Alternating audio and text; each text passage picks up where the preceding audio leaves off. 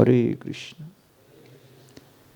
So I'm very honored to be with all of you this evening for the Prerana festival on the topic Conquering the Ravana Within.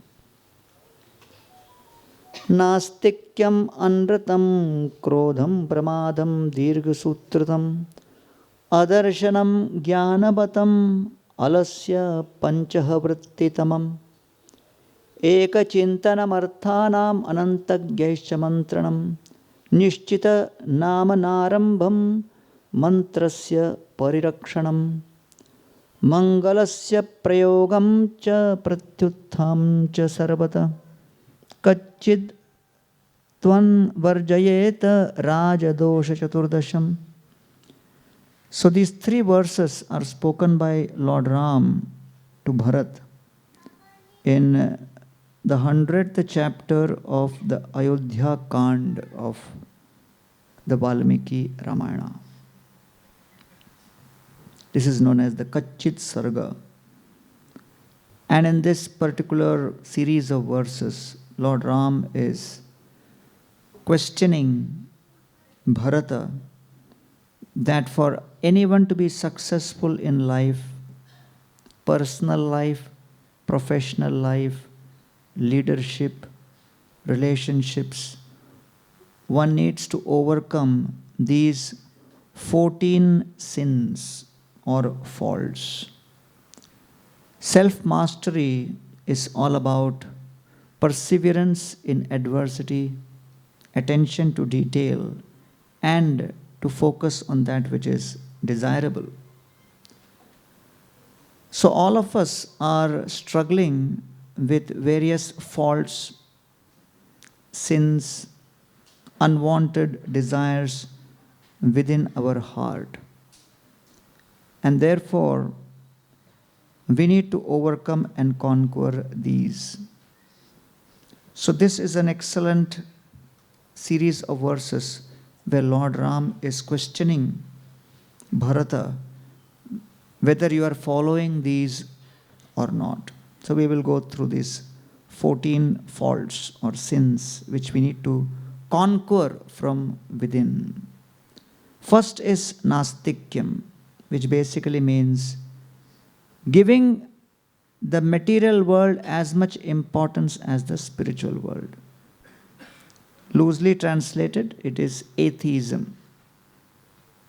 But the main idea is not giving importance to the presence of a divine will and thinking that my will is all-pervading and all-powerful. Nothing can conquer my will. So that is known as Nastikyam. Srila Prabhupada was informed by one of his disciples. Srila Prabhupada, the scientists have come up with a dog which has 2 heads. Prabhupada said, so what? Ravana had 10 heads. And he was a big dog, always hankering for others' property. So Nastikyam means not considering the divine will. And second is mantrasya aparirakshanam, which basically means revealing confidential information to others who do not have the credibility, the adhikar, the rights to hear that information. So these are the first 2 faults. Nastikyam, which is atheism or not respecting the divine will, and mantrasya aparirakshanam, revealing confidential information to others. So in the Ramayana, Dasharath Maharaj, after the marriage of Lord Ram, decides that he will retire and he will hand over the kingdom to Lord Ram. Dasharath Maharaj calls the entire kingdom in an assembly. And he makes an announcement, I am retiring. Ram will now become the crown prince. There is a thunderous applause. There is a huge sound. Dasharath is bewildered by hearing that sound. He calls one of his ministers and says, what was that sound? Such a huge applause I have never heard before. The minister said, I will only reveal if you promise me that you will not punish me. Dasharath said, why should I punish you? What was the cause of that applause? I will not punish you. Tell me. And the minister said, my dear Dasharath Maharaj, you have ruled over Ayodhya for 60,000 years. You have taken thousands of decisions. But this decision you have taken to retire is the best decision so far. Dasharath gets bewildered. He looks at them and says, you think I am so useless that everybody is celebrating my retirement? The minister says, no, it is not your fault, Dasharath Maharaj. Your son Ram has such super excellent qualities. What can be done? He's an embodiment of divine qualities. And you know what? He's your son. Dasharath says, okay, yeah. So what the minister does is changes Dasharath's identity from being the king to being a father. And Dasharath Maharaj is pretty satisfied. So the news spreads that Ram is going to become the king. The whole Ayodhya is celebrating. One person is not happy, that is Manthara. So Manthara is actually an agent sent by the demigods only. Because the demigods have prayed to Lord Vishnu to appear so that Ravana can be killed. But Lord Ram gets married and for 12 years he is enjoying marital life blissfully, joyfully in Ayodhya with Sita Devi. Whole of Ayodhya is serving Sita and Ram. Everybody is blissful, everybody is joyful. The joy continues to expand. The demigods are getting worried. Will Ram spend his entire life performing pastimes here only? Or will he go south also and kill Ravana? Has he forgotten his mission? So they are the ones who inspire Manthara so that this pastime of Lord Ram going to the forest can happen. Upasthita prayunjana tvai santam anarthakam arthena eka adya kaushalyam yojayishyati. So Manthara, she is in a very bad mood and approaches Kaikeyi and she says, alas, O Kaikeyi, the moon has been enveloped by Rahu. Kaikeyi said, what happened? I have got 4 excellent sons who can take care of all kinds of situations and calamities. Manthara says, that is your foolishness. You do not realize that King Dasharath is externally showing affection to you, but has bestowed a lot of mercy to the other queen Kaushalya. I don't even know that. Kaikeyi said, what is the problem? What are you speaking about? And Manthara said, don't you know that King Dasharath has announced Lord Ram to become the crown prince and the king? Kaikeyi immediately jumps in joy and she says, what an excellent news. This is the best news you could have given me. Lord Ram is close to me. In fact, he serves me more than even Bharat. I love Ram so much. I want to reward you. Manthara is very disturbed because this was not how she expected the conversation to go. So Manthara says, my dear Kaikeyi, you don't realize that Dasharath is like a poisonous snake sitting on your chest, waiting to bite you and destroy you. Ram is an incompetent son of Kaushalya. Ram is the killer of the innocent Tataka. Ram is a shame on the Surya Vamsha. Ram will put the future of Kaikeyi and Bharat under question mark. Therefore, Kaikeyi, beware. Kaikeyi is still not convinced, and she continues to reward Manthara with jewels and necklaces for bringing the best news.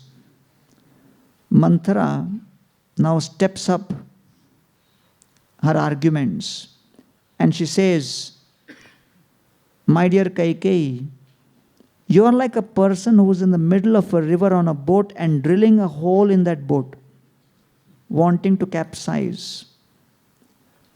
My dear Kaikeyi, the two biggest disasters in life is to have a co-wife and a stepson, and you are ultimately going to be destroyed because of this." Kaikeyi says, "But Ram is absolutely filled with divine qualities. He's always humble, gentle, truthful, respectful. In fact, he believes in me more than even Kaushalya and serves me so wonderfully. I have no problem at all if he becomes the king." Manthara says, "My dear Kaikeyi, you have to save 3 people." Kaikeyi said, "Who are the 3 people?" Manthara says, "First you have to save yourself.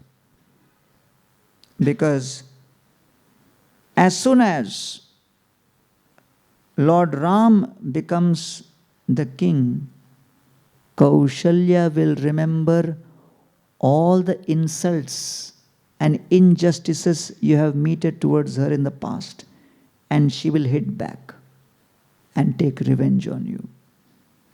Second, you have to save your son, because your son Bharat is so many years away from Ayodhya. He's lost his relationship with Dasharath, and he has become like an outcast. Dasharath gives all his love and affection only to Ram.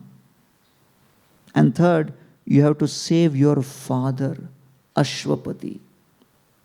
Kaikeyi says, "My father? What is the connection?" Manthara says, "Don't you know that the biggest enemy of your father, Ashwapati, is Janak Maharaj? Janak Maharaj is not attacking right now because Dasharath is king. As soon as Dasharath steps down and Ram becomes the king, the first thing Janak will do is attack Ashwapati and consume him completely. And what to speak of, you will no longer be the queen, but you will become maid servant of Kaushalya." So the power of words is such that it can either inspire faith or destroy faith and sow seeds of doubt and dissent in someone's mind. And therefore, Manthara just did not understand the transcendence of the Supreme Lord Ram. And she considered this entire episode as something by which she can gain materially and Kaikeyi can gain materially. And she told Kaikeyi, "You ask for 2 boons. One, to make Bharat the king, and second, to send Ram to the forest for 14 years. And Kaikeyi is astonished. "How do you know that Dasharath Maharaj had told me about these 2 boons?" And Manthara said, "You had only told me confidentially many years ago. You forgot, I remember." So therefore, Nastikyam is to not consider the divine will, and Mantrasya aparilakshanam means revealing confidential information to someone who is unqualified, and who may misuse this. Therefore, the difference between spiritual education and material education is primarily that spiritual education is focused on character, conscience, choices, more than competence and capability. It is focused on developing and honing and purifying your will more than working on your skill. And therefore, the combination of knowledge, logic, and faith, tat shraddha dhana munayo jnana vairagya yuktaya pasyantyatmani chatmanam bhaktya shruta grihitaya. So Srila Jiva Goswami Pad says, to progress on the spiritual journey, you need two things. Number one, you need to be thoughtful. And number two, you need to be faithful. So the combination of thoughtfulness and faithfulness helps us in this journey. Otherwise, the modern education system is only focused on making you thoughtful. A logician who was all into logic, reason, a scholar. This logician scholar entered into a village. And he saw a farmer was going behind a bull. The bull was going round and round, and water was coming out from the well. So it was the village irrigation system. So the logician scholar looks at this farmer and said, why is the bull roaming round and round? The farmer says, I am taking water out from the well. The bull is moving around. When the bull moves around, it is connected to this gear and shaft system and brings the water out. Irrigation happens.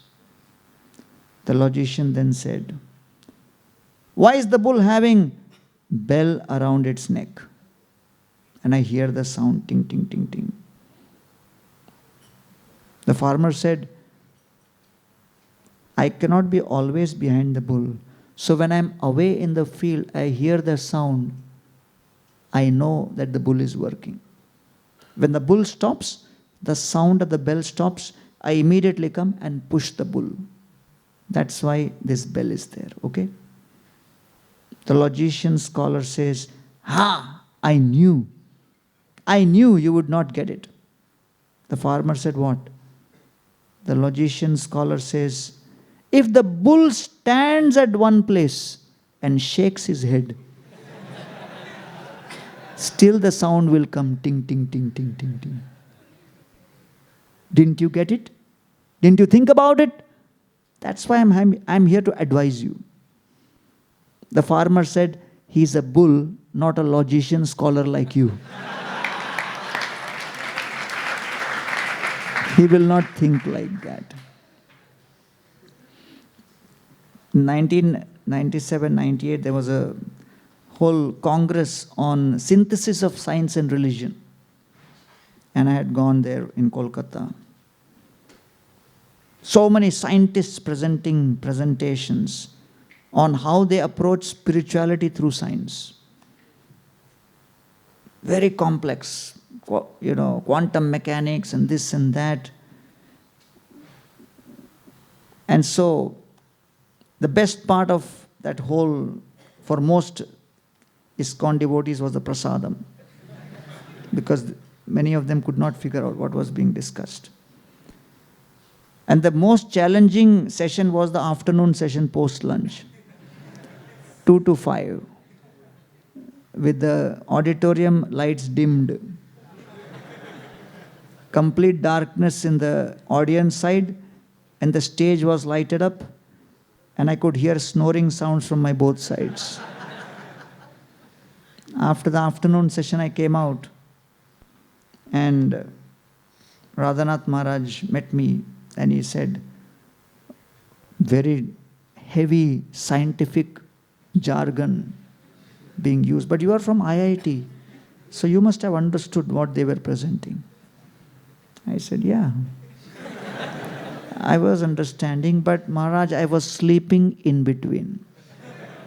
Maharaj said, you are fortunate. I was waking up in between.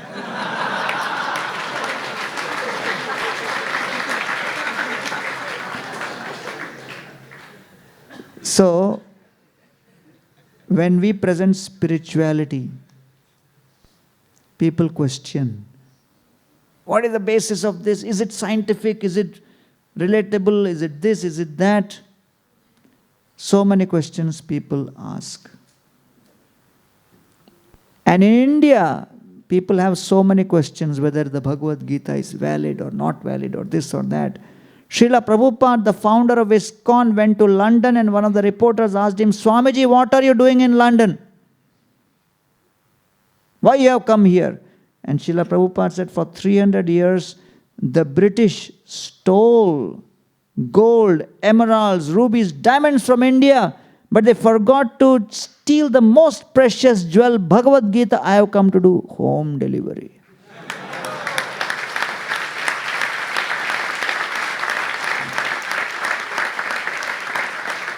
And since last more than 56 years, ISKCON has distributed more than 550 million, 55 crore Bhagavad Gitas all over the world.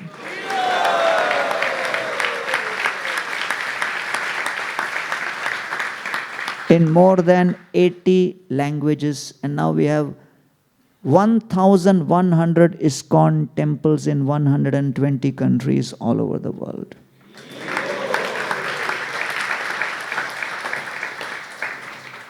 One of Srila Prabhupada's disciples who was in Germany, he was sharing, they had never heard of Tulsi, never seen a Tulsi tree. And Srila Prabhupada came to the temple in Germany and said, if your bhakti is going well, the symptom of that is Tulsi tree will grow very well. So after a few days, one Indian gentleman came. Somebody came and gave them a tree. And they thought it is Tulsi tree, and they started watering it. It started growing like anything. And they were thinking, wow, our bhakti is going great. After a few days, another Indian gentleman came and said, this is not Tulsi tree, this is bamboo tree. With no previous background of Vedic culture, having never heard about Krishna and Arjuna or Bhagavad Gita, people from all over the world are accepting this process. Why are they accepting? Because pratyaksha agavam dharmyam susukham kartum avyayam. You can directly experience the effect and impact of practicing and following this process. So if people from all over the world can follow, why can't Indians follow? And therefore, with that understanding, in 1993, His Holiness Radhanath Swami inspired us to start the ISKCON youth services, because the youth is at a ripe age where their habits are still being formed. And you can mold them the way you like based on the kind of character and the values they learn. And therefore, for the last 31 years, ISKCON Youth Services has been trying to serve the youth. And then Radheshyam Prabhu in Pune, and then Sundar Gopal Prabhu in Delhi, and many, many other youth preachers all across India. And I'm happy to share that today, all over India in the college campuses, 10,000 students are chanting 16 rounds.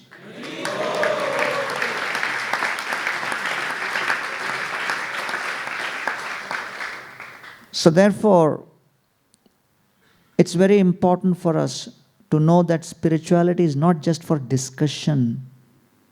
but it is for application.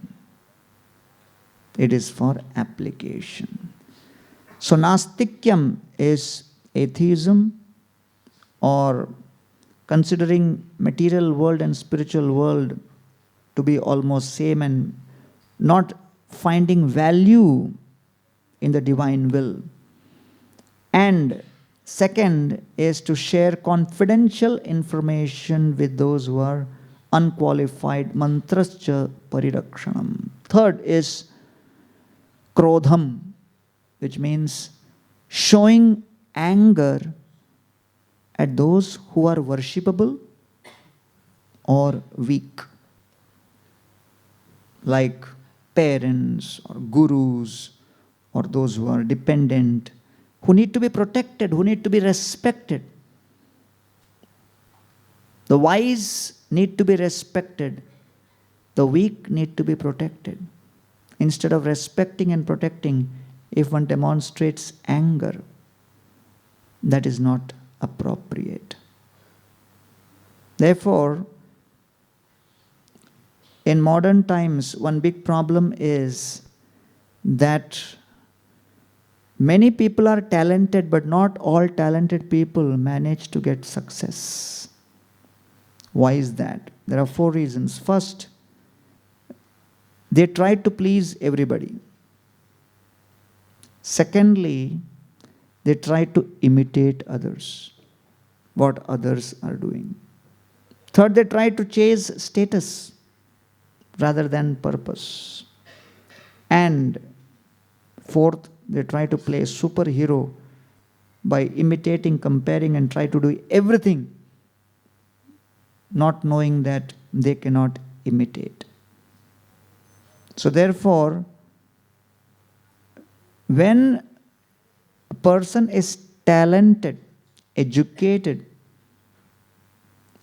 ambitious, and then one is not able to achieve and accomplish their target, then they are often in a state of anger. And that anger can many times come out in very negative ways. And hence, one has to protect oneself from this anger and know that this anger should be directed at oneself for my own purification, for my own transformation, rather than trying to imitate someone else.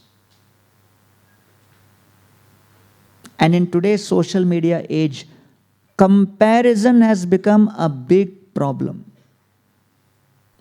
Everybody tries to compare with somebody else and imitate, although they do not have the capability and the capacity to do so.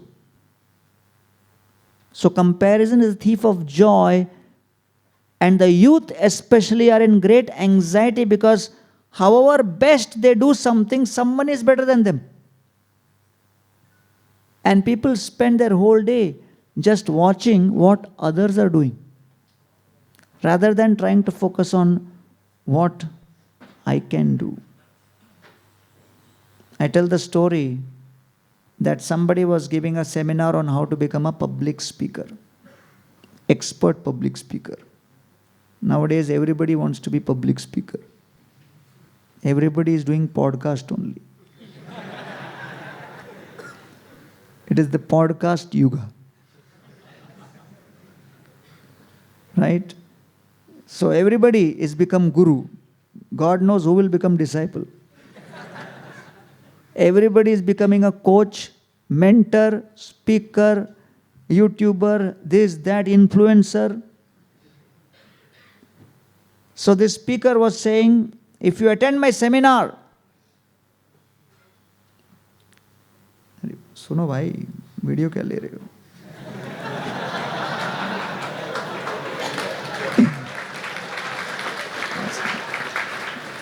It will be uploaded. If you attend this seminar, you will become an expert public speaker. So 400-500 people registered.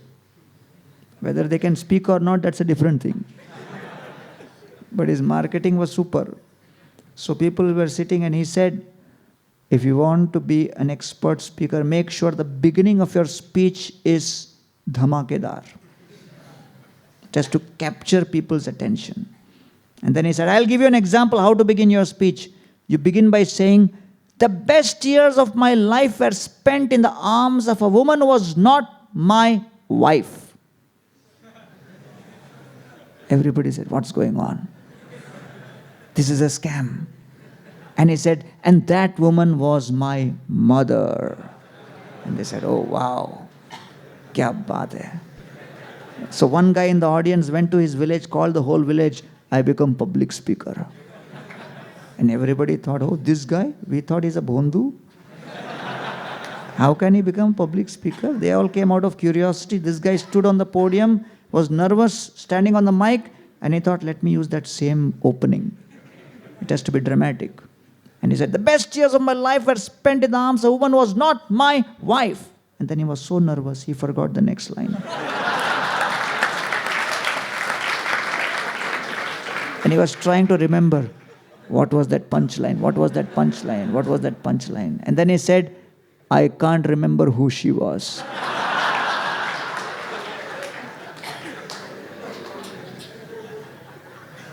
So today, everybody is focused on trying to imitate somebody.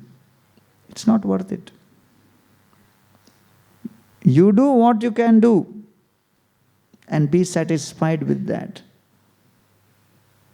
And therefore Krishna says in the Bhagavad Gita also that better to do one's own duty imperfectly than trying to do someone else's duty perfectly.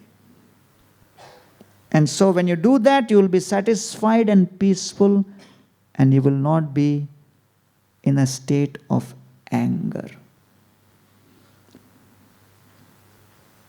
Lakshman demonstrated how to use anger appropriately.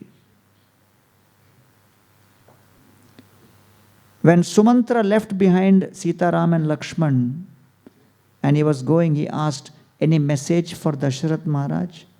Lord Ram said, please offer my obeisances. Sita Devi said, I have no message. Then Sumantra turns to Lakshman and said, what is your message? And Lakshman says, Aham tavat maharaje pitrutvam nopalakshaye bhrata bharatascha bandhuscha pitascha mama raghava. My dear Sumantra, you please go and inform Dasharath that from this day onwards, I do not consider him to be my father. For me, from this day onwards, Bhrata, brother, Bhartu, my master, Bandhu, my relative, Pita, my father, Bandhava, all my relatives, is all Lord Ram. And therefore, I do not want to maintain any relationship. I am demonstrating total detachment towards a person who has been offensive to every citizen of Ayodhya by crushing on their desires horribly. And therefore, I do not want any relationship with him. So,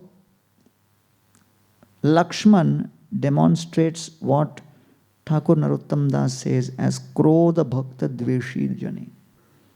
If there has been an insult or an injustice, then the anger can be demonstrated. But to show anger at those who are worshipable, respectable, and to be protected is not proper.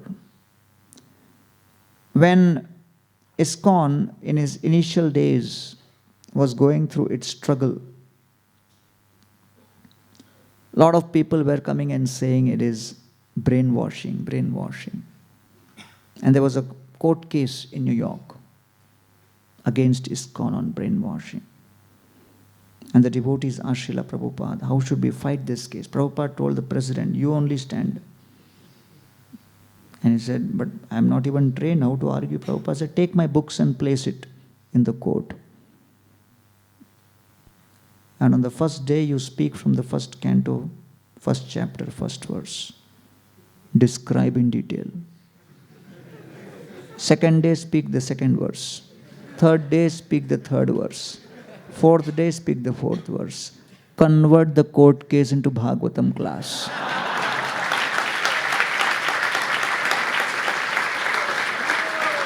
So after 1 week, the judge asked, how much more evidence you have? And the devotee said, well, we have 18,000 verses. The judge realized this is serious. He called one of his friends who was a Harvard divinity professor and said, hey, what do you think about A.C. Bhaktivedanta Swami, Prabhupada's books and this Hare Krishna and everything? Is it a cult? Is it bona fide? And that professor said, I received this copy from the library party, from the BBT. They are excellent books, totally authentic, and it's bona fide religion. The judge, within no time, gave the verdict that I have heard enough from all sides. The Hare Krishna is not a cult, it's a bona fide religion.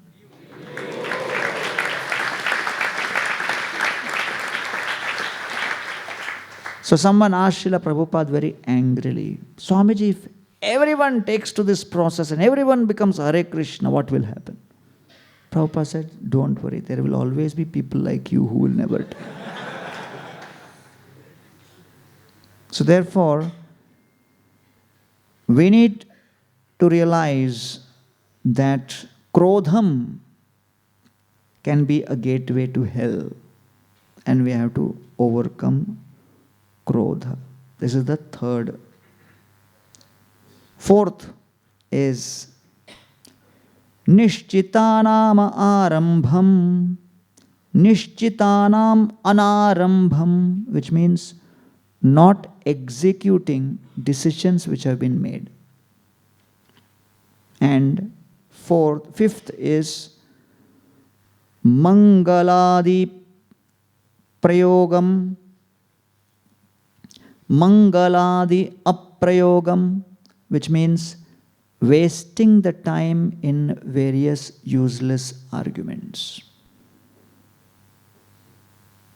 Wasting the time in useless arguments and not executing the decisions made, this is another big challenge.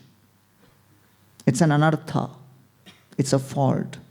It's a deep-rooted cause of all kinds of difficulties and challenges in life. So, today we are living in a world of instability and volatility. And we need the most important ability of agility, the ability to respond. Research has shown that the 4 major problems the youth is facing today is first is fear of missing out, which is called FOMO. Second is stress. Third is distraction. Distraction. You are spending a record 2 hours without touching your phone, listening to me. Right?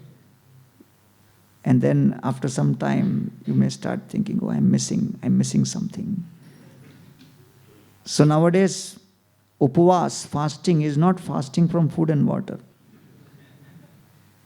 Fasting from phone for 24 hours. Separation, if you want to experience.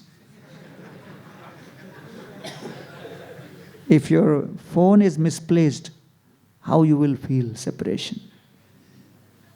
And the fourth is relationships. Another big problem, relationships. When I started making Instagram reels, I started in 2022. I didn't even know what is reels before.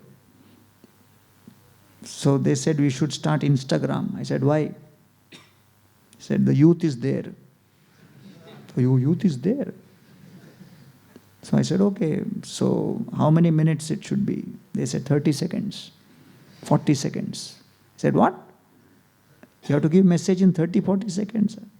I said, in my lecture, it takes me half an hour to give a introduction. No. So, zamana gaya. 30 seconds, 40 seconds. And I said, oh, what should I speak on? Relationships. And after a month, I said, okay, what now I should speak on? Relationships. Arey Baba, is there anything beyond relationship? So relationship is another big problem people are facing because of this high distraction level. So in that context, Bharat Maharaj is a great example. When Lakshman and Ram and Sita came to the forest, they were received by Guha, and Guha offered them a nice straw mat. Sita and Ram slept immediately. Lakshman stood with sword in his hand and started circumambulating Sita and Ram at night. Guha looked at Lakshman and said, Sita and Ram are sleeping. Why don't you go to sleep? Lakshman said, Goddess of fortune is on the ground. How can I go to sleep? Only when both of them come back to Ayodhya, I will sleep. Till then I have taken a vow, I will never sleep. I will guard them, protect them from attacks. And Lakshman continued circumambulating Sita and Ram with sword in his hand. Guha thought, Lakshman seems to be Bharat's agent, who's waiting for the opportunity to kill Sita and Ram at night. Who told him? Nobody. He imagined. So Guha took arrow and pointed towards Lakshman and started circumambulating from behind the bushes so that Lakshman could not see, but Guha could see Lakshman. So Sita and Ram sleeping, Lakshman circumambulating with sword in hand, and Guha circumambulating with arrow pointed to Lakshman. Guha's soldiers saw Guha. And one soldier asked another, what is our king doing? And the other soldier said, looks like he is not satisfied being king of the forest. He wants to kill Ram and become king of Ayodhya.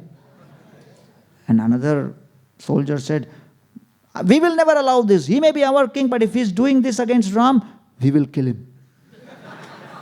We have to protect Ram. We are Ram Bhakta. Jai Sri Ram.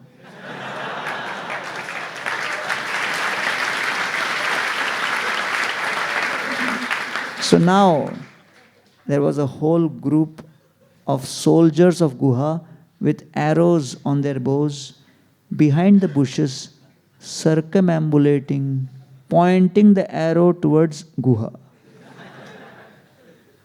And each one inspiring the other one, be alert. Guha can shoot the arrow anytime at Ram. Guha is pointing to Lakshman. They are thinking it is Ram. So it is a whole spiral of misunderstanding. So Lakshman is circumambulating, Guha is circumambulating, and Guha's soldiers are circumambulating, all in total anxiety. The only two people sleeping peacefully, Sita and Ram. So therefore, many times we are put in a situation where there is circumstantial misunderstanding. And we waste time in arguments. And because of lack of faith, we are not able to execute the decisions made, which is known as Nishchitanam Anarambham and Mangaladi Aprayogam. And so Bharat Maharaj, he experienced 6 tests when he came back from his uncle's place. The first test was he confronted criticism. Tremendous amount of criticism. What was that criticism? Kaushalya criticized, Vasishtha Rishi criticized, Guha criticized, Bharadwaj criticized, You are a co-conspirator. And you are also responsible for sending Ram to the forest. In fact, Vasishta did not allow Bharat to give fire to the last rites. And he said, Dasharath Maharaj, while dying, he said, never allow Bharat to touch my body because he's a criminal. And Bharat had to spend his whole life with the understanding that my father departed thinking that I am a criminal. And there is no way he can actually explain the actual situation. That's called bhara, heavy weight of misunderstanding. When someone intimate with us, close to us, misunderstands and breaks the relationship, it's a heavy weight of misunderstanding. Therefore, bhara vahi iti bharata. That's what Bharat is. One who could carry that heavy weight of misunderstanding and still continue to serve Lord Ram. Therefore, as against the Western secular model of leadership, the Vedic leadership is centered around three principles. First is sakshatkar, which is self-realization. And then is achar and prachar, where you actually interact with all the stakeholders. And then comes paropkar. So there is self-realization, service, and then sacrifice. And so Bharat Maharaj, his bhava, his raga and tala was completely in alignment with serving Lord Ram. So all of these criticisms he was able to tolerate. Why? Because he understood that the mood and the mission of Lord Ram is to establish dharma. Lord Ram wants to demonstrate the principle of obedience, and therefore he has humbly gone to the forest. So he heard all of those criticisms without responding. The second test was Bharat had to confront his subconscious desires. Vasishta, when he looks at Bharata, he says, Bharata, do you know who is pitiable in this world? A Brahman who does not have Vedic knowledge, a Kshatriya who does not love people more than his life, a Vaishya who is miserly, a Shudra who is resentful, arrogant, and disrespectful, a disciple who is disobedient and breaks the vows, a renunciant who loves to live in luxury, a householder who is in ignorance. But amongst all of them, the most pitiable is citizens and people without a bona fide trustworthy leader. And today, Ayodhya is in that situation. Therefore, you, O Bharat, please become the king. And when Bharat Maharaj heard this, it was the lure of power. He had to confront the subconscious desires and make sure that he does not succumb to it. And so, the Raja Dharma is based on the 10 principles of righteousness and integrity. Second is welfare for all. Third is impartiality in justice. Fourth is protection and security. Fifth is economic stability and growth. Sixth is preservation of culture and religion. Seventh is to consult and counsel. Eighth is environmental stewardship.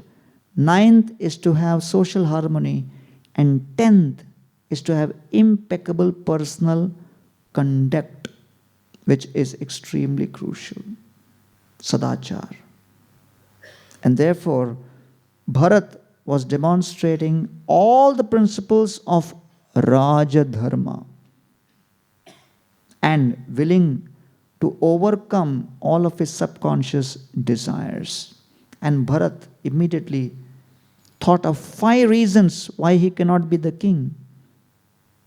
First, he said, without Ram, all possessions, including kingdom, is useless. Second, I belong to Ram, kingdom also belongs to Ram.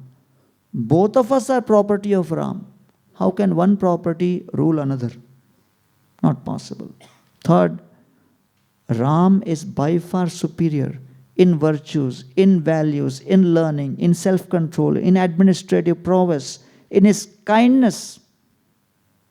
Fourth, Puru, on the instruction of Maharaj Yayati, may have sacrificed his youth for his father, but my mother has sacrificed my own father Dasharath.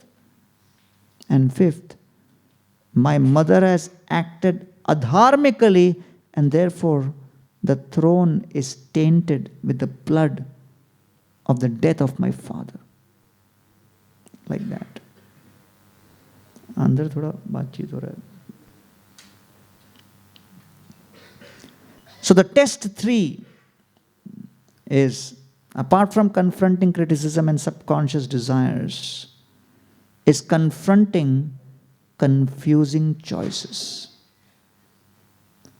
When we have confusing choices to accept or reject, so Bharat is thinking, Vasishtha is telling me to become the king. Okay, even if I don't want to be, but by rejecting the proposal of Vasishtha, am I doing the right thing? Should I accept? Should I reject? It's a dilemma. Confusing choices. Fourth is Bharat had to confront praise and blame.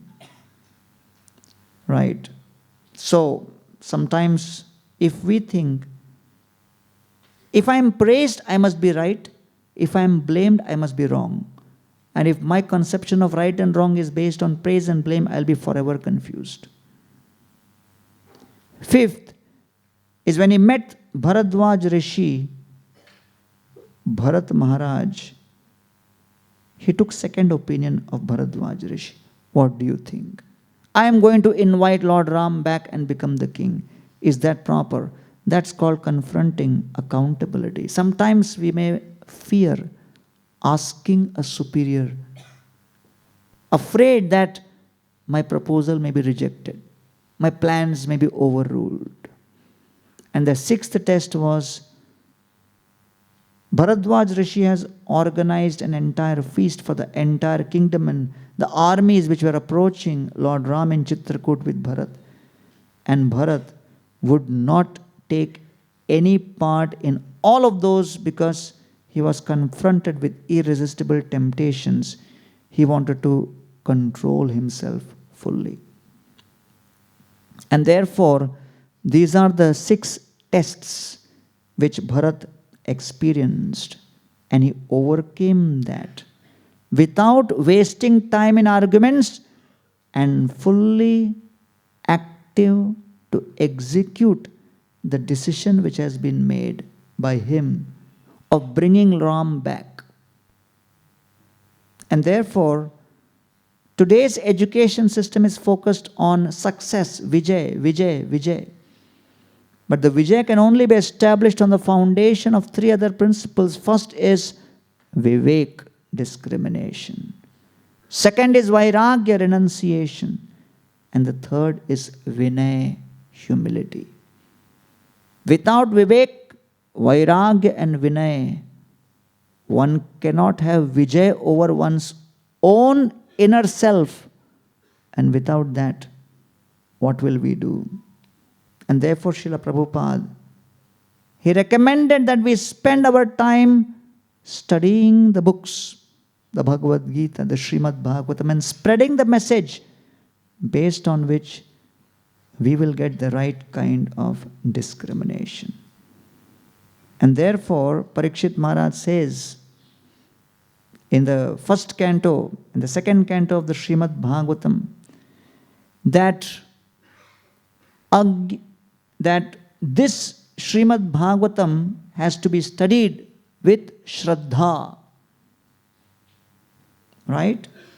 And when you study with Shraddha and on a daily basis, then gradually the Srimad Bhagavatam has an effect on you. And Krishna says in the Bhagavad Gita, Agyascha ashraddadhanascha samshrayatma vinashyati Nayam lokosti na paro na sukham samshayatmana. If you're constantly doubting, constantly questioning, constantly skeptical, you will not be able to even study one page and no transformation can happen. You will simply waste time in arguments. You will never be able to execute any spiritual discipline or professional discipline in your life. Srila Prabhupada was on a morning walk. He asked, why is Krishna the Supreme Personality of Godhead? One devotee said, Srila Prabhupada, because Krishna says in Bhagavad Gita. Prabhupada said, I can argue that Gita is only a book. Another devotee said, Srila Prabhupada, because you say so. Prabhupada said, someone can say, oh, he's an old man, says so many things. And they did not have any more arguments. They said, Srila Prabhupada, what is the answer? Prabhupada said, when you chant Hare Krishna, when you chant Krishna's name, you experience transformation. That's the real proof. Then you understand Krishna is the Supreme Personality of Godhead. 3 years later, Prabhupada was on another morning walk. This was in America. And Prabhupada again asked the question, why is Krishna the Supreme Personality of Godhead? One devotee who was in that previous walk was there. He thought, I know the answer. Nobody else will know that answer. He immediately said, Srila Prabhupada, when we chant the holy names, we experience transformation. Then we know Krishna is the Supreme. Prabhupada said, no, because Gita says so. So therefore, our lives have to be centered around Guru, Sadhu and Shastra. One of the students I was preaching to in a college, a medical college, was always preaching day and night. I would tell him, Baba, study also. Exams are coming. You have to become doctor. The future of patients is in your hands. He would say, Arey Prabhu, I am going to pass. I said, I don't see you studying only. How you are so confident? He said, because I hear your lectures. And you have said, Name Bhakta Pranashyati from the Bhagavad Gita. Success is guaranteed. He said, my God, now you are putting on me. One day before exam, he was standing in front of Radha Gopinath and praying for half an hour. I got worried. I asked him, what were you praying? He said, oh, Prabhu, whole campus knows I am Hare Krishna man. I am preaching Hare Krishna. So I was praying to Radha Gopinath, my dear Lord, the future of Hare Krishna movement in the campus is in your hands. I said, wow, you're negotiating. He wrote the exam. 3 months later, the results came. He passed. The day the results came, I went to the campus for giving lecture. Usually for my program, 8-9 people would come. For my lecture, 40-50 for prasad. That was the regular average. Some students will also open the door of the room in the middle of the lecture, look at me and said, Arey, khatam nahi hua kya? They would be angry with me that I am becoming barrier between them and prasad.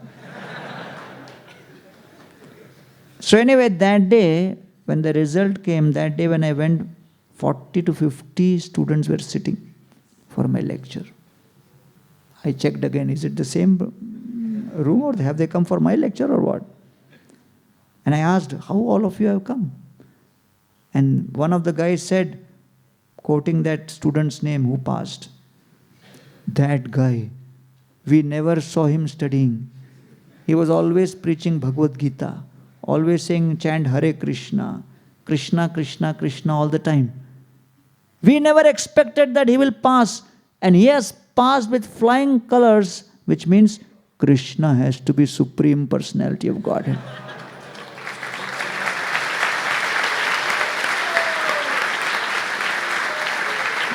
So I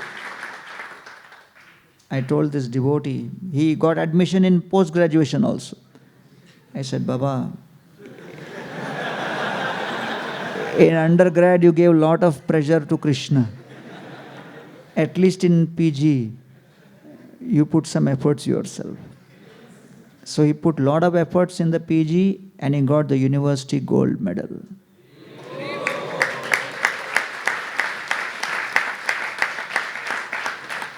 So therefore, we need to have faith in the scripture, in the process, and execute without wasting time.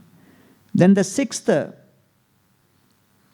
fault is over-attachment to sensory indulgences, which is panchaha vrittitamam,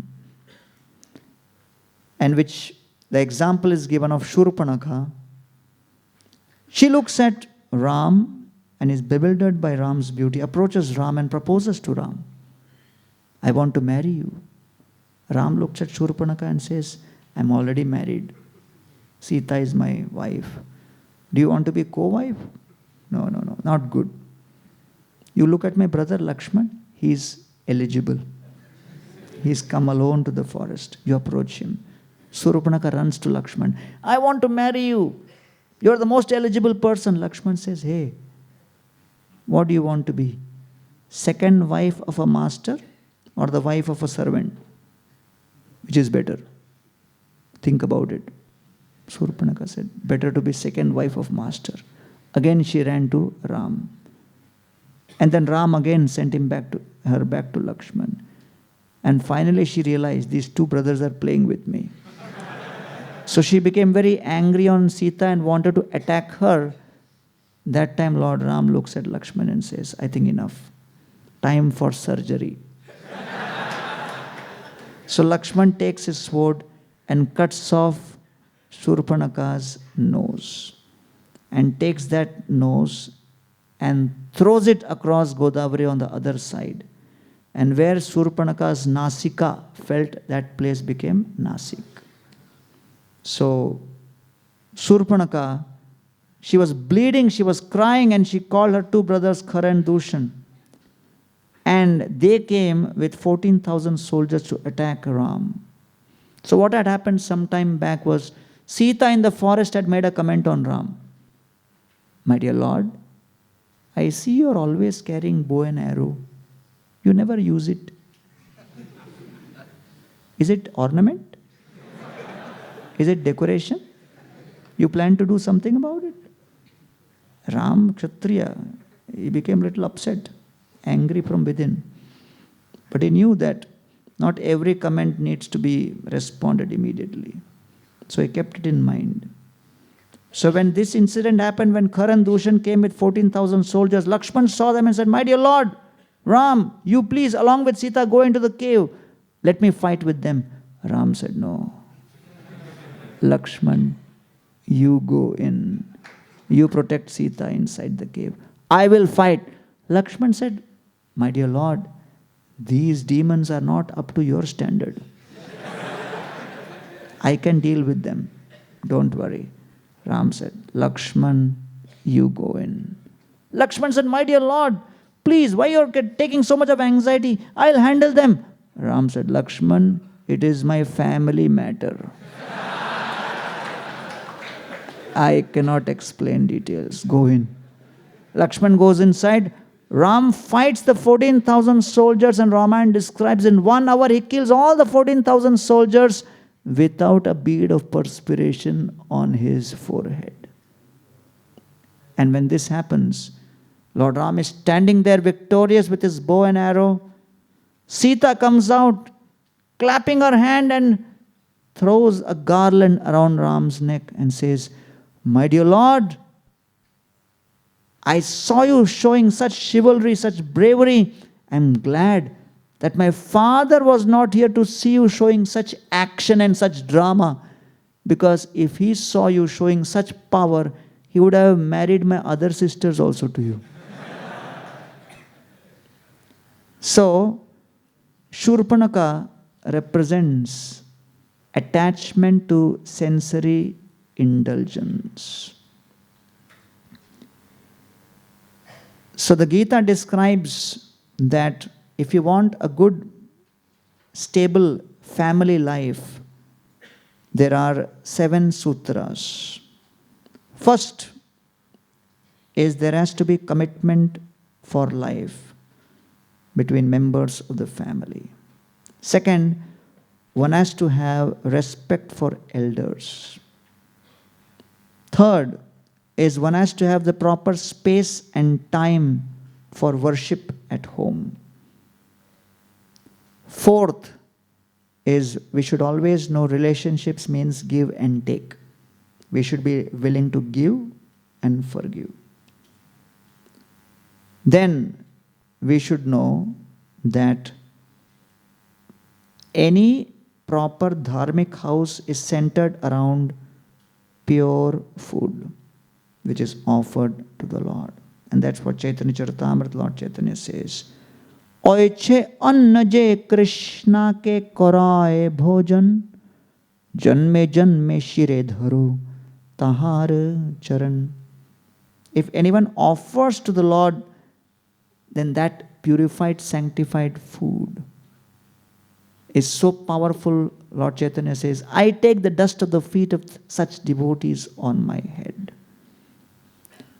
Then, sixth is a proper grihastashram is centered around hospitality. Atiti devo bhava. And seventh is there has to be zero tolerance towards unnecessary quarrel and arguments. And therefore, when we live life based on these principles, then the house becomes an ashram and it becomes a grihastha ashram. The seventh fault to overcome is pramadam, which is carelessness. So, Surpanaka goes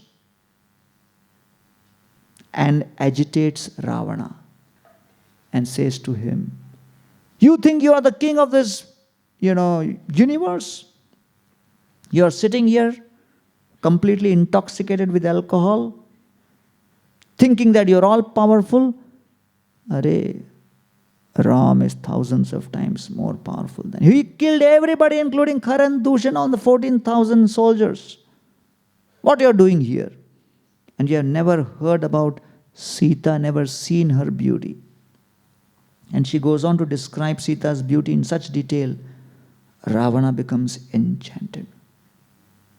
Ravana was sitting peacefully in Lanka. Who agitated Ravana? Shurpanaka.com. Sound vibration. So, sound vibration can agitate and sound vibration can also appease and pacify you. Depends on what sound vibration you connect with. Surpanaka was solely responsible for this entire agitation of Ravana. Because he never heard. She is the one who described in great detail. And at that time, Ravana immediately goes and approaches Marich and says, Marich, important mission.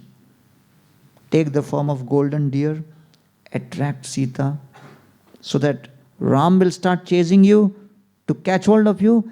At that time, I will come and kidnap Sita. Marich looks at Ravana and is thinking, 10 heads, no brain.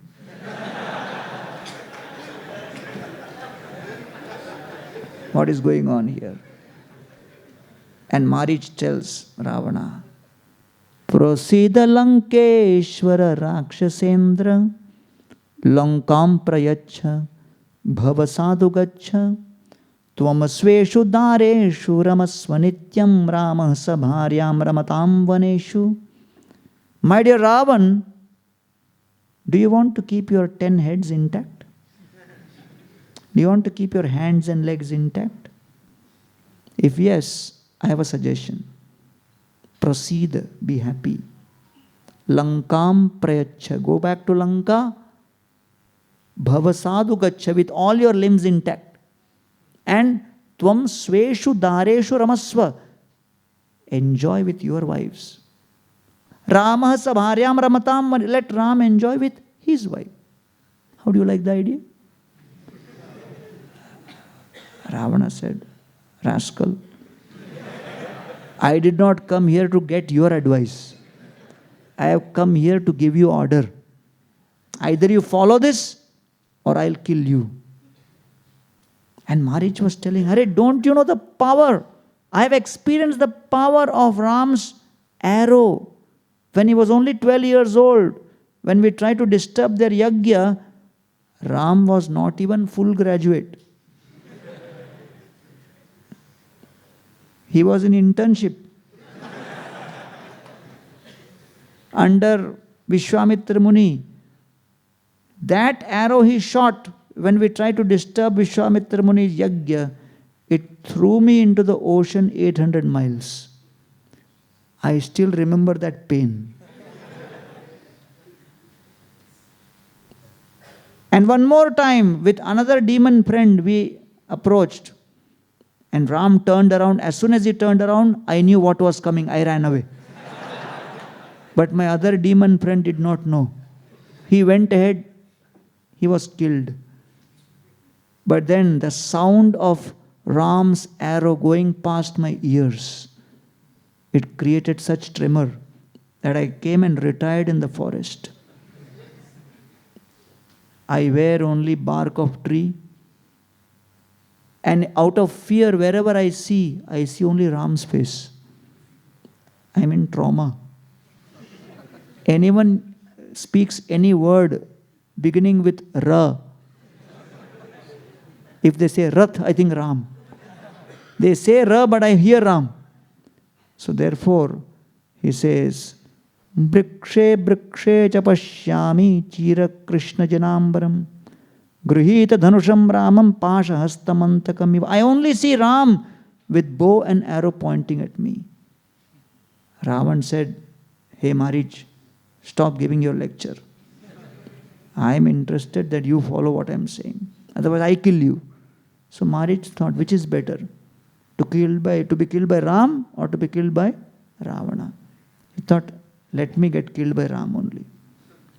And so that is the decision he made, although he was repeatedly warned.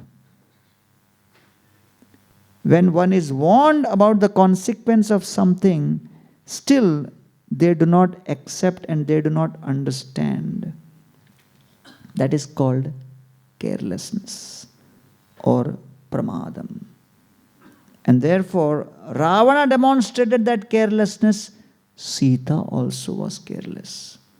And she told Ram, I want that golden deer. So the Acharyas explained that Sita is not only Lakshmi Devi, but if Sita is considered to represent the soul, the moment the soul is distracted from Lord Ram's seva, mind in the form of Ravana with 5 karmendriyas and 5 jnanendriyas comes and captures the soul and puts the soul in the body of Lanka and then in the middle of Bhavasagar. And at that time, the soul is desperate and cannot do anything to escape from that situation. And hence, any degree of carelessness and distraction is the beginning of being trapped in this material world. Therefore, Srila Prabhupada, he gave us his books, the Gita, the Bhagavatam, so that we can study those and understand how Maya works, how to protect oneself from Maya, to be absorbed and not be distracted. Srila Prabhupada's Bhagavad Gita is called Bhagavad Gita as it is. It does not mean that you keep it in your home as it is. You open it. I was staying at somebody's house. They said, give a Bhagavatam lecture. I said, okay, bring 6th canto. And they started opening the whole Bhagavatam set plastic cover in front of me. I said, how many years this Bhagavatam is with you? And they said, yeah, we don't remember. Since many, you never opened. They said, we were waiting for you only. So, the books are the basis, Srila Prabhupada said. And you are all at the peak of youth. This is the time you can become massively distracted or you can become completely absorbed, depending on how you take to this process. Pramadam is carelessness. Eighth is anritam, dishonesty. Ravana takes the form of a mendicant, a sadhu, and comes to beg from Sita. How does that happen? When Ram goes behind that deer, Lakshman is saying, don't go, my dear Lord, don't go, this is a demon. Ram says, the universe has many mysteries and so many different species may be there, who knows, let me go. So the Acharya say, why Ram left Sita behind? Because he could never kill Marich in front of Sita, because Sita is compassion personified. Second, the moment we choose something cheap over the Lord allows us to fulfill our desire and He leaves us. And therefore, Lord Ram told Lakshman, you protect Sita. But then Lakshman, when he heard Lord Ram's voice, hey Lakshman, he Sita, Sita said, you must go, you must go. Lakshman said, this is demon, Baba. I recognize them. Not worth going. Sita said, no, you must go. Ram has never cried out like this before. Lakshman said, relax. Relax. Nothing will happen to Ram. Nobody can touch. He is Ram. Sita looked at Lakshman and said, I know why you came to the forest. You want to enjoy with me. And Lakshman said, my God, what did she say? She accused Lakshman like this on her character. Lakshman goes, and when Ram sees, Ram chastises, why did you come? Why did you leave Sita behind? And Lakshman is thinking, oh, what is this? Sita is chastising me for character. Ram is chastising me for competence. If one's character and competence both are questioned, what else remains? Lakshman could have just resigned and said, you handle now. I am going back to Ayodhya. Let us make a schedule. Other people can come and serve you, but not me. But Lakshman continued. But in the meantime, what was happening was Ravana came, and when Ravana came, he came disguised as a mendicant. And that is dishonesty or anritam. Sita asks, thinking it's a sadhu, who are you? Where are you come from? And Ravana said, I am the supreme controller. All the demigods are like my doormats. I control over them. The women are desperate to enjoy with me. Sita looks at Ravana, what kind of sadhu is this? And she says, are you a sadhu? What kind of demoniac qualities are you demonstrating? Who are you? And then he says, I am Ravana. I am the all-conquering, powerful demon. Sita says, oh, Ravana, that person was defeated by Kartavir Arjuna. This was one defeat which was very, very painful to Ravana. And Sita pointed to that only. And Ravana became very upset. And he started thinking, she's insulting me, what does she think?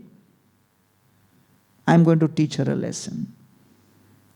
And then at that point, Ravana immediately grabs Sita and tries to accost her and kidnap her. And Sita says, oh Ravana, you are like a lion.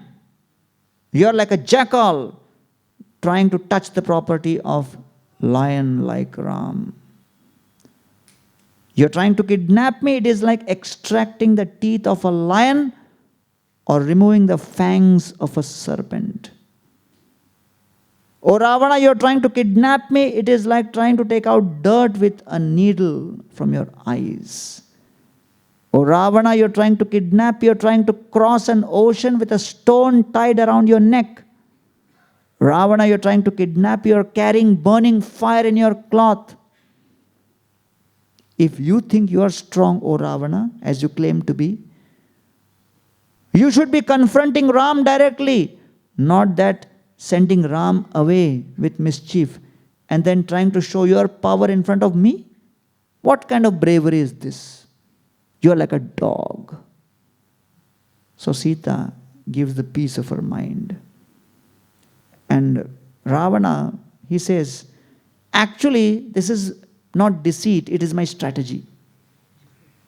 And Ravana at that point, he kidnaps Sita in total dishonesty or anritam. And therefore we have to always be careful not to succumb to dishonesty, untruthfulness, and cheating propensity. Ninth principle is eka chintanam, which is autocracy in decision making. And we have the example of Vali, who would not listen to anybody and put Sugriva completely in a helpless state. And so Ram killed Vali from behind because the mind is like Vali with tendencies for mental pleasures. And Sugriva represents intelligence, which needs to control the mind. The wisdom needs to control the impulses. And therefore Lord Ram strikes Vali from the tree of samsara. The mind is always eager to confront and challenge the Supreme Lord. Why Vali could not become Ram's ally? Because Vali had also kidnapped Sugriva's wife. So Ram would not allow double standards. If he is fighting Ravana for kidnapping Sita, then he has to fight Vali also. Second, Vali wanted to directly kill Ravana himself and wanted to take credit for killing Ravana without being an ally and assistant to Lord Ram. And therefore he had that pride. And therefore he would not listen to anybody. So Vali represents this autocracy in decision making, eka chintanam, which is very, very deadly. Because many times we may not learn from the great souls. Prabhupada's servant was in a morning walk and a dog started chasing this servant. And the servant started running towards Prabhupada and said, "Save me, save me." Prabhupada turned around, looked at the dog running. Prabhupada stood with his cane above his head, crouched a little bit, looked at the dog in his eyes and shouted, "Hut!" And the American dog had never heard hut before. So the dog sat with tail under the legs. And the American disciples were very impressed that Prabhupada can control dog also. Jai Shri Radha Gopinath Ji ki. 2 years later, this servant was in Jaipur making rotis for Prabhupada. A monkey entered through the window. He thought, "I know the technique." He took the balan in his hand, pointed towards the monkey and said, "Hut!" The monkey took a big pot and hit him back. He came running to Prabhupada and he said, "I tried the same technique, it didn't work." Prabhupada said, "You saw, but you did not learn." So many times we may see something, but we will not learn it unless we have the grace of Guru, Sadhu and Shastras. Therefore, we have always got to be open to hear from others and transform ourselves. Eka Chintana means autocracy, my way or the highway. So in a brittle, anxious, non-linear, incomplete world, we have to really do three things to be successful. First, You have to accept the reality of who you are, what your strengths and weaknesses are. Accept the reality. Second, you have to be open to collaborate with humility. I may not have all the skill sets. I need to collaborate. And third, in spite of that collaboration, there may be so many ups and downs. You have to operate with equanimity. Be sthita pragya. Because there may be prosperity and adversity. The 10th quality which we have to look at or overcome is procrastination, dirgha sutratam. And 11th is alasya, which is neglecting duties over indulgence in intoxication. And the example is Sugriva. Sugriva gave a promise, I'll be with you, my dear Lord, with all my armies. And the 4 months of Chaturmas passed by. Lord Ram is waiting in Malyavanta Parvat. Sugriva is nowhere to be seen. Ram looks at Lakshman and says, Lakshman, go and give this message to Sugriva. Yena sankuchita pantha yena vali hatogata samaye tishta Sugriva mavali hatamanvagaha. You go and give this warning to Sugriva that if it does not come immediately, I'm going to kill him. Lakshman says, why warn? I will go and kill him only. Ram says, no, just give message. So Lakshman goes and gives the warning to Sugriva. Sugriva comes running because Sugriva was deep in pleasures, engaged in sex pleasure, engaged in intoxication, completely drunken state. When Lakshman woke him up from the stupor, he came running and apologized to Lord Ram that, my dear Lord, I have indulged in procrastination, postponed the plans, dirgha sutratam, and because of alasya, intoxication and indulgences, I have forgotten the seva. Lord Ram does not take away Sugriva's seva. He accepts that Sugriva has deviated, but allows him to correct himself and says, can you rally the army? Sugriva says, yes. Ram says, what will be the size of your army?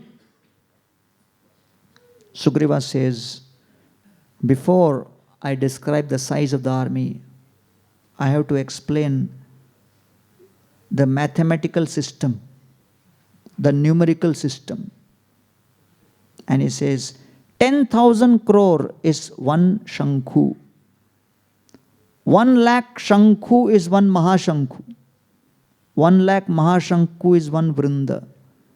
1 lakh vrinda is one mahavrinda. 1 lakh mahavrinda is one padma. 1 lakh padma is one mahapadma.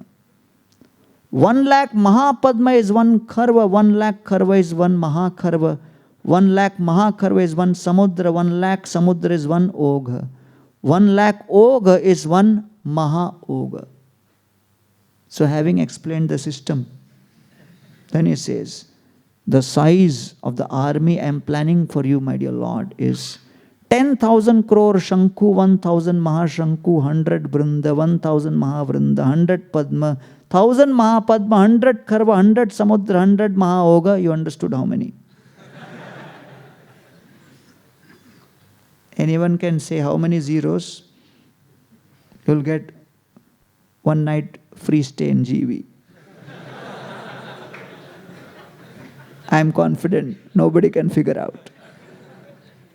This was the size of Lord Ram's, Sugriva's army in seva of Lord Ram. So therefore, leadership means one has to have ideas to create change. One has to have ability to collaborate relationships. And one has to have the ability of being adventurous, to take risks, to take action, to be curious and to be courageous. So here was Sugriva with these leadership qualities, and Lord Ram empowered him. He had the idea, he had the ability to forge relationships and collaborate, and he had the risk-taking, adventurous ability. The 12th quality we have to transform ourselves from is invading the enemies in all directions. Sarvatah pratyutthanam. One should not attack everywhere. Don't distract your attention in a million different directions. And the example is when Hanumanji goes to search for Sita, he's focused. He's only searching for Sita. He is surrounded by all the pleasures of Lanka. And there is detailed description. And Valmiki Rishi goes out of his way to explain too many details of all the pleasures which the demons are experiencing in Lanka, specifically to also highlight how Hanumanji is glorious, that he was not distracted at all. And therefore he was focused, and he was only searching for Sita. And when he sees Sita, he is totally convinced that this is Sita. And then ultimately, he gives an offer to Sita.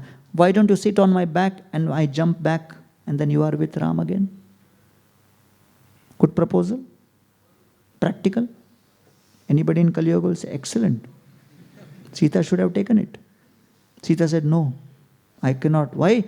Because I'm afraid that I will fall from the top. I don't want to touch a Parapurush like you. Hanumanji says, hey, come on, I'm all powerful, see my size, and I'm your son. And Samudra is your father only. So what is your problem? Sita says, no, the real problem is my husband Ram has come into this world to demonstrate to people that there will be problems which they can solve and difficulties they can manage. But they will also experience two other situations in life called crisis and calamity. Crisis and calamity can neither be managed nor solved.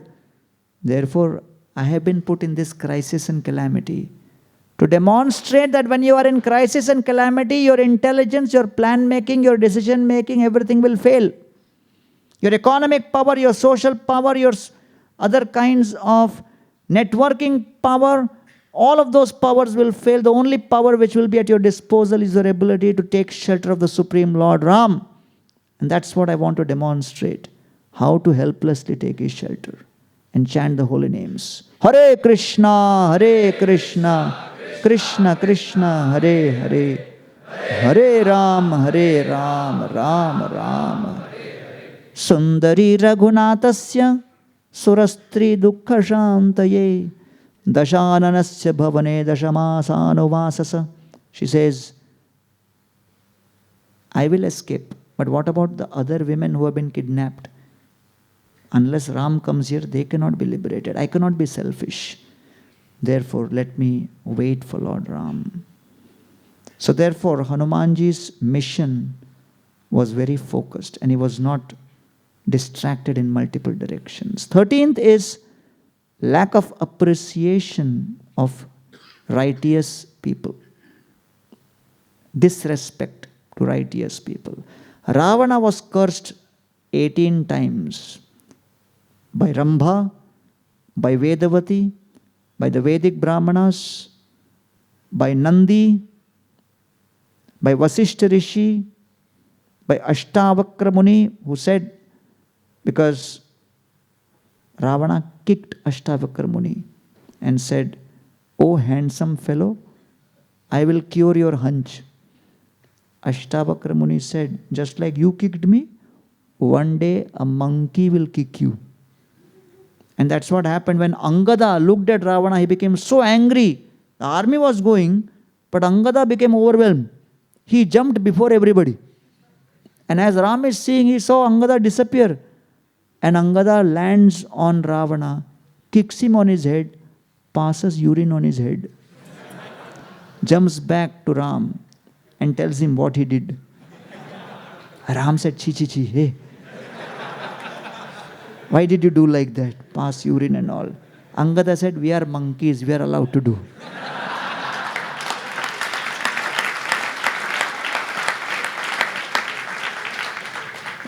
Then Dattadeva cursed him, Dvaipayana cursed him, Mandavya Muni cursed him, Atri Rishi cursed him, Narad Muni cursed him, Rituvarman cursed him, Maudgalya Rishi cursed him, the Brahmana girls cursed him, Agni and Swaha.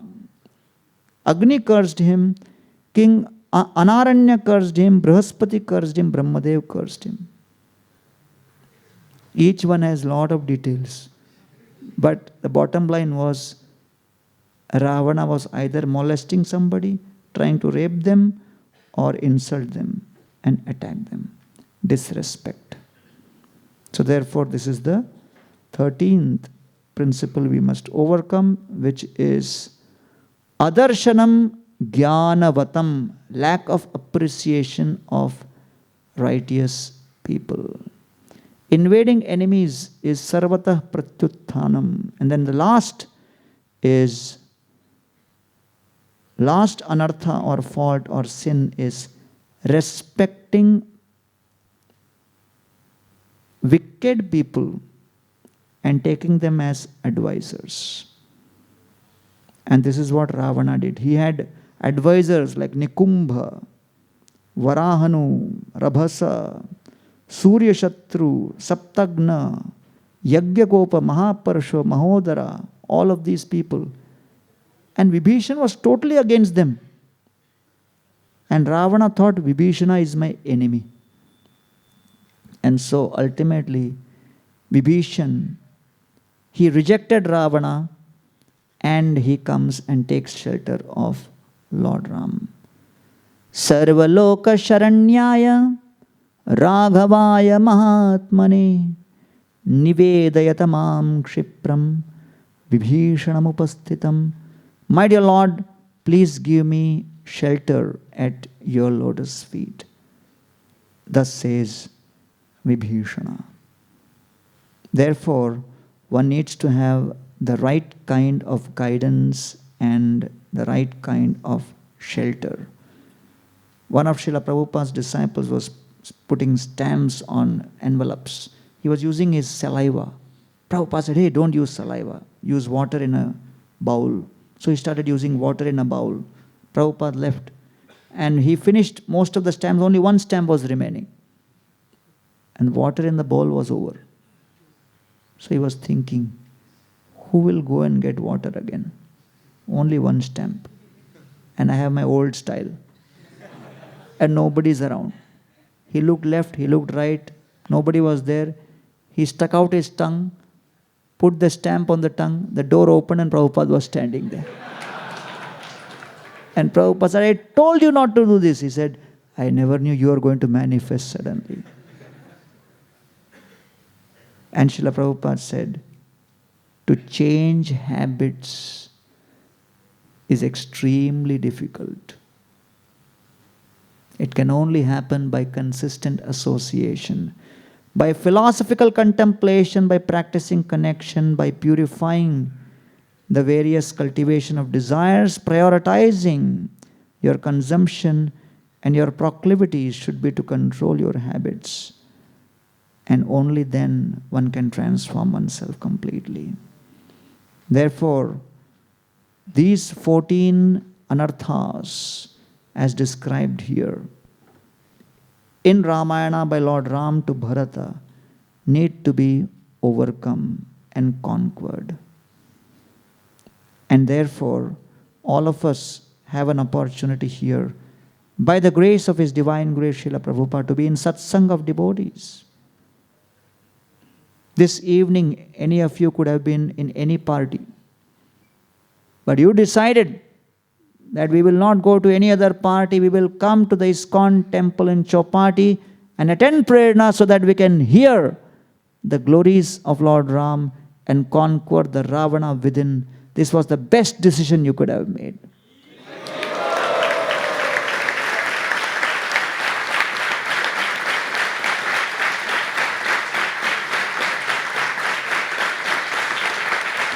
So, when you are hearing lecture, every point makes sense. And you also feel, yes. Jap karna hai. To be absorbed, yes. No distraction, yes. Not to be conquered by smartphone, yes. To control the sex desire, to control this desire, control that, yes, yes, yes. बस बदल के निकलूंगा. When you go back to your place, your other friend will say, Chale movie, chale. Should we go to the bar? Okay, good idea. So you will become influenced by the association. So therefore make sure you choose your association wisely, and that's the reason why IYS is striving, working hard with all the preachers for so many years to make sure that they facilitate the right kind of association for each one of you so that you can transform. And when you are transformed, you have the ability to transform this world and create positivity in an entire ecosystem of negativity which is filled in Kali Yuga. So we should be grateful to His Divine Grace Srila Prabhupada and to His Holiness Radhanath Swami Maharaj for giving us such a wonderful facility to inspire the youth in Krishna consciousness. You may be helpless, but never become hopeless. Thank you very much.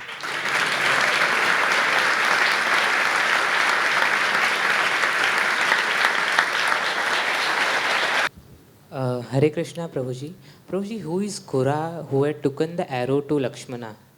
Who is King Gura? Guha, sorry. Guha. Sorry. Guha was the chief of the tribal community in the forest.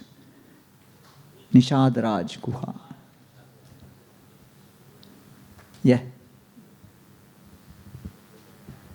हरे कृष्ण प्रभु जी, दंडवत प्रणाम. मेरा प्रश्न ये है कि भगवान ने इस सृष्टि की रचना की ही क्यों? इसके पीछे का क्या कारण था? हम सृष्टि में आ गए और इतना दुख है, तो मतलब इसके पीछे का क्या कारण है? आप तो मुस्कुराते हुए पूछ रहे, लेकिन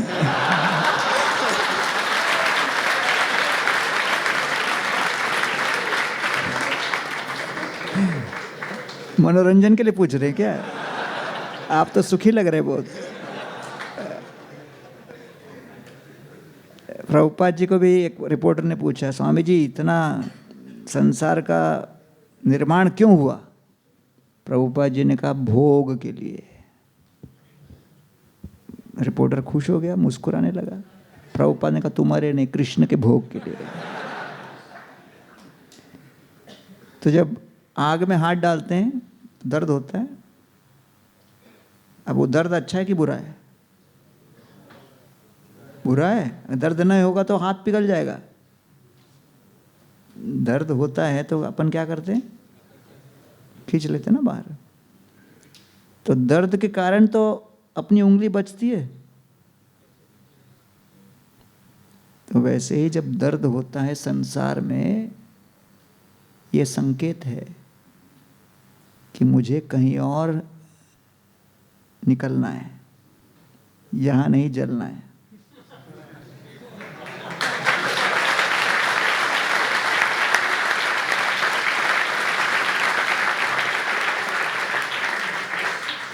अगला प्रश्न पूछिए भाई. Next.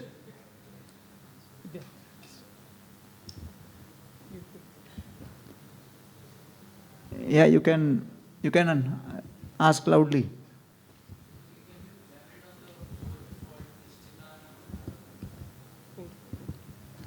What you understood, you tell me that. No, Prabhuji, actually, you told those fourth and fifth point together, so I couldn't understand the fourth. Yes.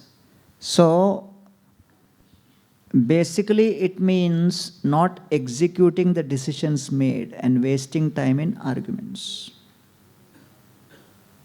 So if you make a decision, you have to execute it.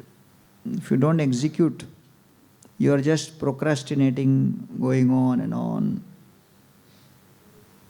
Nothing will happen. Prabhupada's disciples were in Australia, they were doing kirtan and they were caught by police and put in jail. They wrote to Prabhupada. Now they are asking few $1,000 for bail. Prabhupada said, no bail.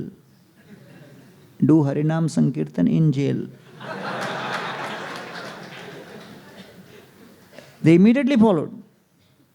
They didn't argue back and forth. Hare, ye kya bol diya, ye wo. They loud kirtan in jail. By seeing that, all other prisoners also started doing kirtan. Then the jail guards also doing kirtan. Everybody was doing kirtan. So one day one jailer entered and one of the guards looked at the jailer and said, Hari bol. Jailer thought, Hare Baba, my guard is doing like this, what is going on? He did detailed investigation, found this kirtan going on, he called the devotees and we are releasing you. But the devotees, they didn't want to go because they were having better preaching inside. So they said, sir, we have not paid bail amount. We are not eligible to be released. The jailer said, you guys are more dangerous inside the jail than outside. So sometimes we wait for the perfect time to begin something, for the perfect moment, for all the stars to align, then I will do. No. Once you make a decision, you come here, you're doing satsang, you want to change your life, I start chanting today. Make a decision. If you're chanting 4 rounds, chant 8 rounds. If you're chanting 8 rounds, chant 16 rounds.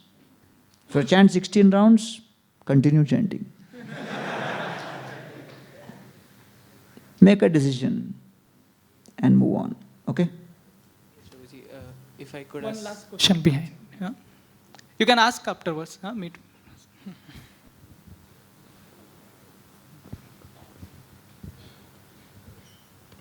Hare Krishna Prabhuji, thank you for the wonderful class. My Thank question you. is, what is the meaning of Vinay? Vinay means humility. And what is the last aprada you said? Last is to be under bad advisors. Okay. Can you repeat the Sanskrit part of it? Yes. The Sanskrit part is referred to as Arthanam Anarthagyascha Mantranam. Arthanam Anarthagyascha Mantranam. Thank you, Prabhuji. Okay. So, bad advice means you are under the influence of something negative. Like that. Okay? So, we will do. क्या हो गया? एक और है Okay. क्या? Okay, then thank you, Prabhuji, for this wonderful question answer. Let's do So, kirtan. yeah.